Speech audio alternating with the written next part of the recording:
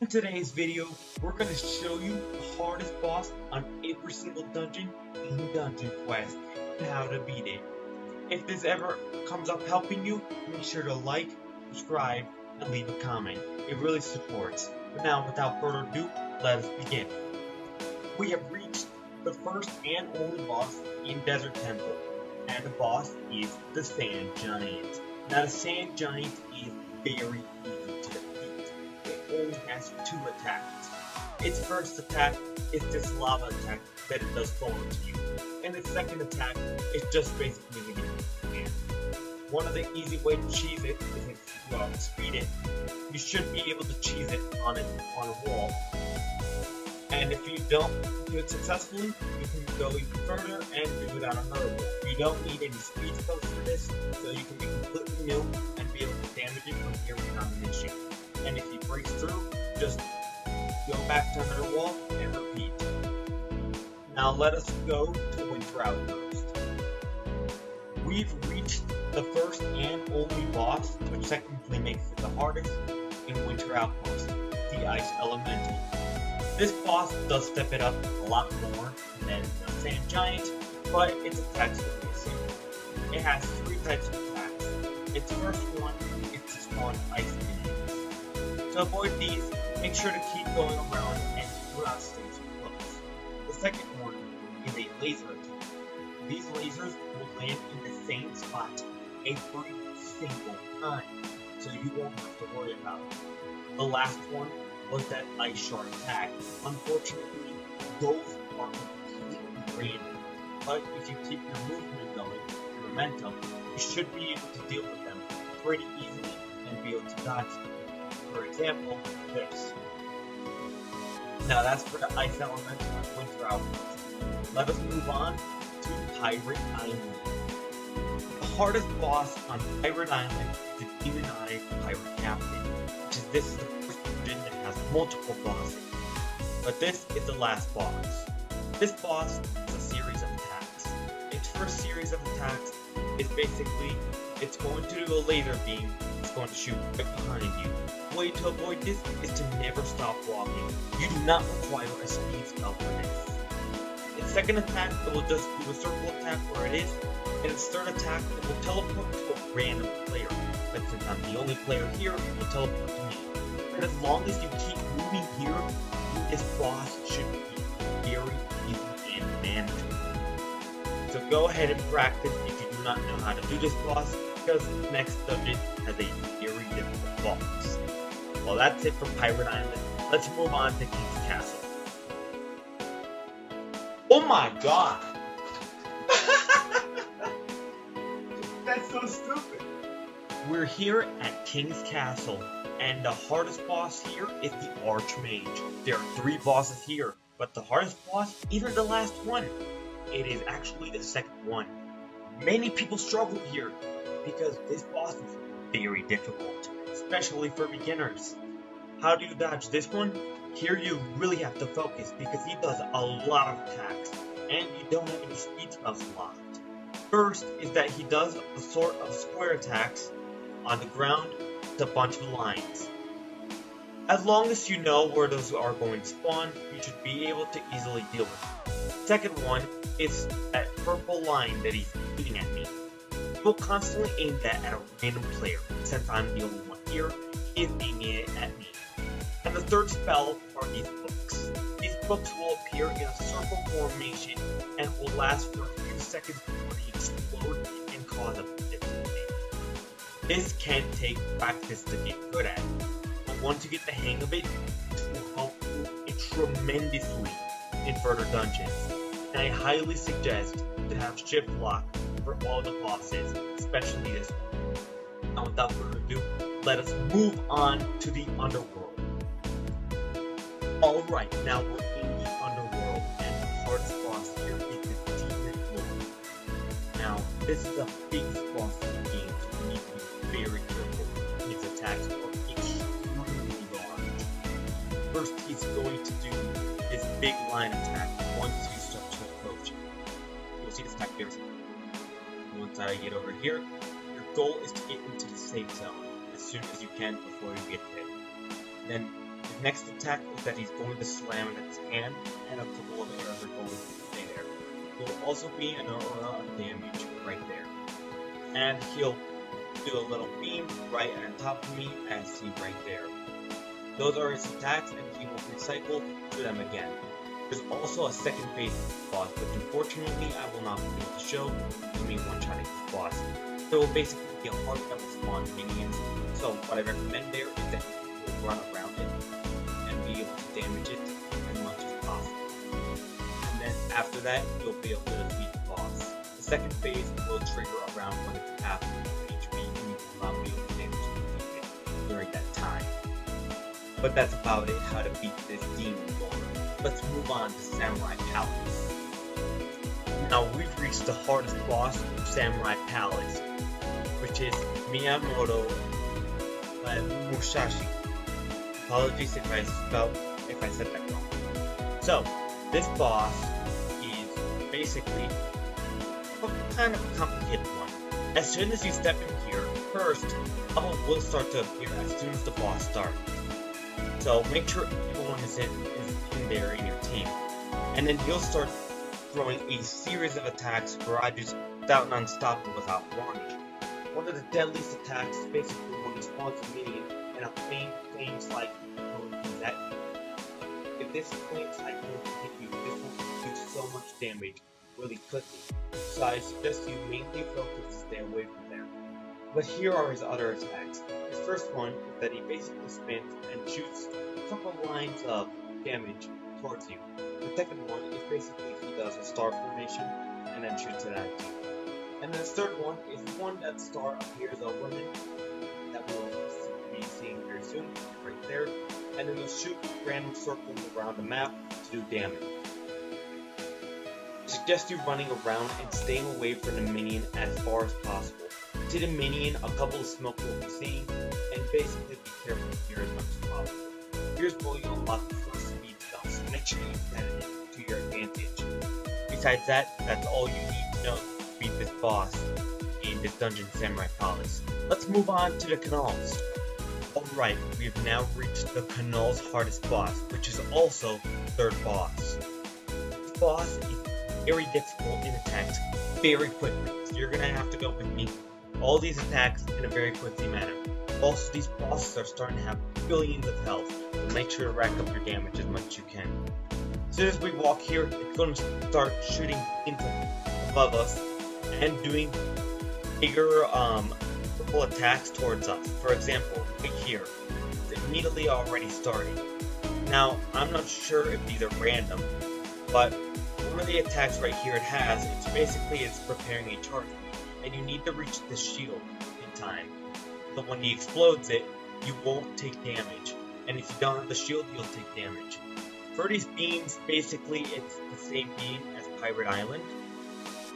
And you should be able to deal with those well if you know how to do the Pirate Island.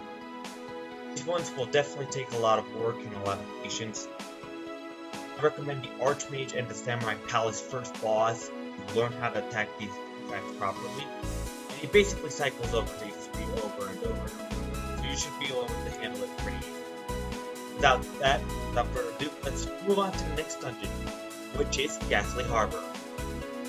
We have made it to the hardest boss here in Ghastly Harbor, which is the second boss, known as the Corrupt Overlord. This boss throws a barrage of attacks really quickly and you need to be very careful. Also has an area where it's completely immune to attacks. So basically, let's go ahead and get in here. And first it's going to shower a series of attacks, and then it's going to do a circle on a random player. But since I'm the only player here, it's going to do it on me. So this can help more if you're in a party, but make sure to sneak in those little gaps, and make sure to get out of the way of that big lava before it's too late. Now there's a problem. After a while of its attacks, it will get on the boat.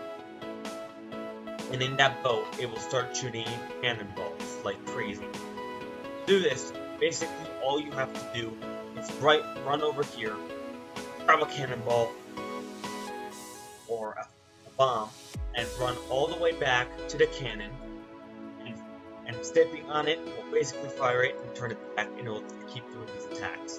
I suggest staying near here, and as soon as it does it, make sure you use your speed attack to get to the other side. Here you can easily manage this boss. This boss will be a lot easier than you think it is. Now that's it for Leslie Harbor. Let's move on to Steampunk Sewers. We've made it to the hardest boss in Steampunk Sewers, which is the Evil Scientist. Now this one does a barrage of attacks, first doing those lines, and then doing some sort of full attack right on top of a random player. Then he does sort of like a star attack, and slowly moves it around. And then after that, he starts recycling. These can be very difficult because these lines come very quickly. Make sure to take advantage of your speed boost attack, because those are especially meta during this dungeon. So make sure to take advantage of it to be able to defeat this evil scientist. Now without further ado, let's move on. Alright, we're now here in Boss Raid. Now in Boss Raid, I'm unsure about which being the hardest boss. In my opinion, this dragon boss comes at the most due to its series of barrages of attacks, and it comes really quickly, even having fully different attacks of the other bosses, which makes this boss a lot more difficult in my opinion. So let's go ahead and start this boss and show you what attacks it does. Now, as soon as the dragon spawns, it's going to start the first attack with a few lines around. It's basically going to do a bunch of sideways attacks. I'm sure you've learned a bit of this in Steampunk Sewers. So make sure to keep careful here and use your speed spells if you have to, or keep in a safe distance. Now, after a bit of those lines, he can also start shooting tornadoes. His tornadoes come in a star formation. Just make sure to avoid that being in that star formation, because if you do get hit, for example right here, you will take more damage. Now that's what it will start doing for a while, and then it will start spawning these dragon wolves. And then also it spawns these stone minions. Now your goals for the stone minion is to eliminate it before it's too late, because if it hits you, will explode and do a certain amount of damage, which will be a lot more. But since I am at 3rd plane, it doesn't really do much. The only way to escape it will be in speed spell if you fall in range. You will have to kill the dragon orb to be able to fight the gilded dragon. So as soon as you eliminate it, you start fighting again and shooting some attacks. That's why I think it's the most difficult boss in Boss Raid. If you get this boss, maybe try another boss if you want, or try your best on this one. So yeah, that's about it for Boss Raid. Let's move on to the next dungeon. See you at Orbital Outpost.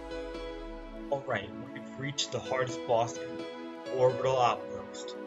Now, this one without a shadow of a doubt is Lord Barros? I seem to not spell that one right. But this boss throws a lot of attacks very quickly. So here, as soon as you come in, a few of the lines attacks are going to come, and that green orb is going to appear. If that green orb hits you, you're going to be stuck for a while. Now during these attacks, I suggest you might be able to get out of the room. And after that attack, he will teleport to a random player. Since I'm the only player here, he'll directly at me. So he'll cycle between that line attack and the ball towards me. And after doing those attacks, it's going to start doing the attacks right there, and then recycle, hitting those over and over again. And I'll be stuck in that green ball if you get hit by these attacks. Now, that's it for Orbital Outpost. Now, how to dodge this one? Make sure to keep moving. Honestly, if you stay still, that's a huge liability and you're going to take damage. Also, don't be afraid to run out of the room. It's the multiple attack and you can't handle it. If you have to do that, then it's fine. So make sure to focus on those, but boss, not teleport out, but if you're in it, will teleport to a random player.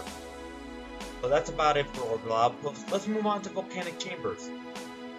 Alright, we've reached the hardest boss in Volcanic Chambers, which is the density of the volcano, which is the second boss in this dungeon. Now, why is this boss the hardest? It's because this is the first dungeon that has a one-hitting move. Well, one-hitting towards your health, because this does approximately 200 million, I think, and getting hit by that would be an automatic one-shot because you cannot have that much health in this dungeon. Now, how do you prevent that? Is if you get a few rocks over there, you don't have to, just get a few rocks in your head, and that volcano, a huge rock one-shotter hits you, it will not be a one-shot, it'll just be a regular hit. Also, this boss does a lot of one-line hits. For example, here. Well, first that was the one-shotting volcano. So you gotta be careful with that and move quickly. Now make sure to move quickly, because this one is really wild. And make sure to get these rocks. This rock will appear over your head. So when you get hit by a one-shot volcano, it will do damage. It will help you a lot. Now make sure to stay within the lines or the areas where it doesn't hit, and make sure to stay in the area where you won't get hit at all. If you achieve those, make sure to avoid the circles and do your best to dodge. This may be very difficult to do, but with a bit of practice, it will be able to be done. Besides that, as for Volcanic Chambers, let's move on to the next dungeon. Let's move on, Aquatic Temple. Alright, we have reached the hardest boss in Aquatic Temple, which is also the second boss, which is the Ancient Temple. Why is this boss the hardest? It also has a one-shotting move, and its attacks go crazy quickly and require a lot of precision to dodge. By now, you should have an inner attack, maybe not the legendary version, but an inner that will help you go fast in dodging. So once we go in, it's going to do its first attack, which will do a line formation and then squares, and then comes its first one-shot attack. Basically, if that hits you, it can do up to 1 billion damage, which is unreachable with Aquatic Temple armor and standards. So you need to be careful with that. The best way to dodge that is staying near it. The next one is one that's going to be lined in a crazy formation really quickly. And after that, he's going to follow up with the 2 attacks before going one-shotting attack. And you're going to be very careful and using your inners or focus, your inner focus or inner rage, whatever class you are, to be able to dodge this boss and make sure to attack it. This is how you beat the Aquatic Temple boss. Now that's it for Aquatic Temple. Let's move on to Enchanted Foray. Alright, we've reached the hardest boss in Enchanted Foray, which is the Enchanted Forest Dragon, which is the third boss. Now, does this boss have a one-shot mechanic? No. Its attacks are really quickly, and the lines of the attacks, which are the most attacks people struggle against, are really fast and really common. Let's go ahead and start showing you where it is. First, you need to walk in straight to the dragons, which is a really nice room. But as soon as you get nearly close to it, you'll start attacking immediately. First doing that X-line attack towards a random player, but since I'm the only one here, it will be directly targeted at me. Second attack, it's basically, it will do some sort of Dragon's Breath and some sort of beam on top of a random player, but since it's only me, it's going to be directed towards me. I'm not doing a very good job of dodging. Basically, what you need to do here is stay in the middle of one of these attacks and stay away from the breath and the beam. If you're doing this in a multitude, you should have a healer to be able to deal with it and be able to beat this dungeon. That's about it, how to beat the Enchanted Forest Dragon. Let's move on to the Northern Land.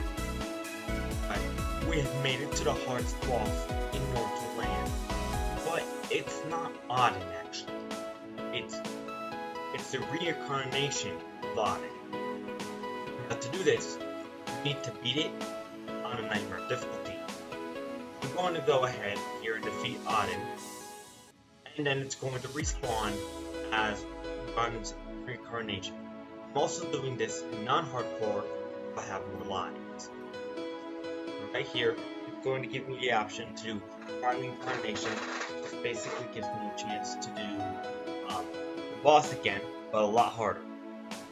Right here it is. Basically, it'll start with those circle attacks. And then once it'll do a tornado, and you need to go to the color of that tornado color. And after that, you'll basically do this rift beam that will shoot out blue circles. And that circle around me basically will summon a lava portal around it. There I accidentally killed it. That will basically go on there and recycle those attacks over and over again until they complete. Now let's move on to the Gilded Skies. We have reached the hardest boss in the Gilded Skies, which is known as General Crag. A lot of people don't like this boss due to how it works. It does a lot of random attacks, and you need to be very careful with it. I set myself for non-hardcore because I know how this works. It also has a one-shot. That is the pink line, that if you get hit by it, you get stunned by it, and you get trapped in a circle. This boss will shoot several attacks at the same time with no remorse. This boss is nearly required with the healer required with help. This boss will take a lot of patience and practice to do. So, this is definitely one of the hardest, if not the hardest boss in the game. Definitely defeating this boss will be difficult. Make sure to stay out of the range of the attack and make sure to avoid the pink attack at all costs.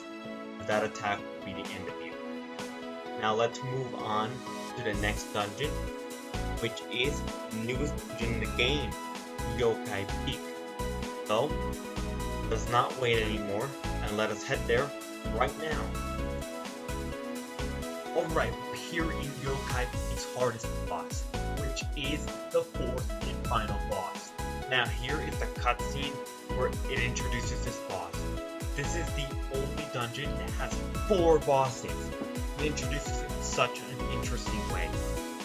This boss comes out after being summoned and comes to us, and it drops us down below to an amazing room where we have the boss fight. Now, this boss is very difficult for a few reasons, mostly because it is RNG dependent.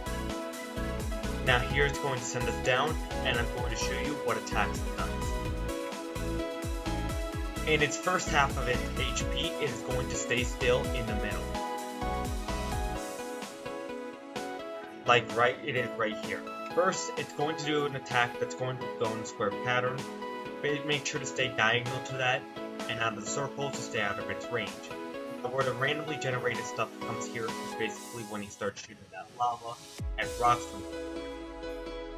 That's when stuff gets bad. He also starts doing roars, lava to go around the map. He also spawns minions that can be a little annoying to deal with, but as long as you start running around, you should be able to deal with it. What's most difficult are these RNG specific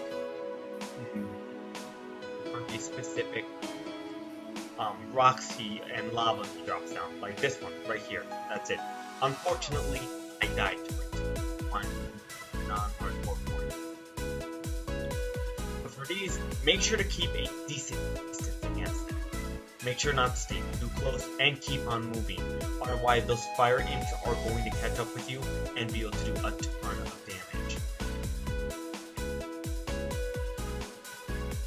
Now, after he's at half HP, he's going to get on his feet, do a lava attack, and then start walking at us.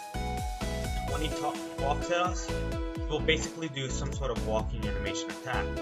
Also, these lava stalkers will start coming at you. And if you get hit by it, a giant explosion will happen, which will nearly one-shot you if it doesn't one-shot you already. So you need to stay moving and stay out of the range of the monster's attack. Make sure you're enough range of your spells, but far enough so the spells don't affect you. Because if you're too close, images and spells towards the enemy will be a lot easier to get hit by, and you will lose. Be careful with that Shadow Sneaker. It doesn't need to attack you. As soon as it makes contact with you, it would die immediately. So that's about it, how to beat the hardest boss of Yokai Peak. And that is the final dungeon to this creep.